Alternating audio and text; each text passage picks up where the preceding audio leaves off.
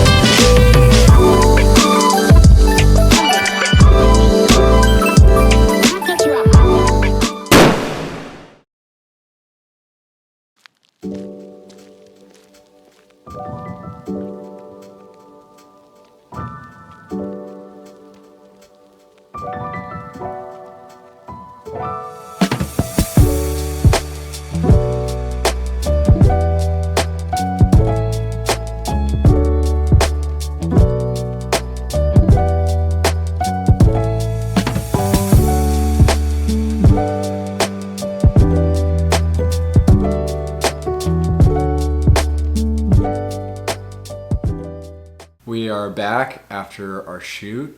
It went awesome. Having a second shooter there with a good camera was really helpful. 2.5 hours was kind of our sweet spot. I think we could have done it in 2 hours, but with this being our first time, Cody had the whole day open, so he was kind of like really chill and was like, you guys can stay here as long as you need to. But I tried to keep us more like on time. Like there were a lot of times where Carson was just so in the zone, like you spent like an hour outside shooting external drone content, and I came out there and was like, hey, let's keep moving. It's time to go inside. Yeah. But it's such a cool space, and you can see from some of the clips that we were able to put together. Obviously, we're in the beginning stages of starting a business, and as an entrepreneur, in the beginning, you try a bunch of different things, and you kind of start to figure out what you like, what you don't like. What are the parts about filming at a location like this that you enjoyed, and is there anything that you feel like you discovered? Flying the drone inside is as difficult as I thought it would be.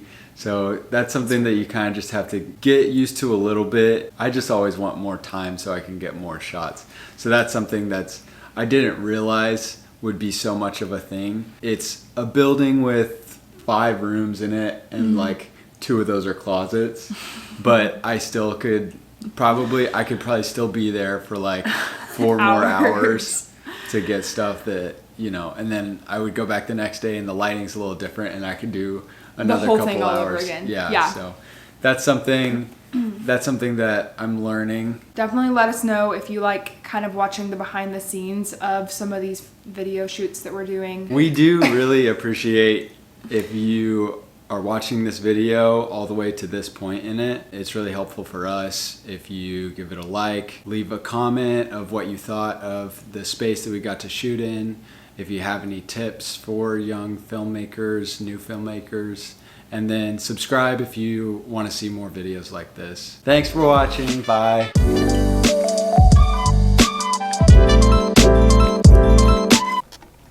Grass.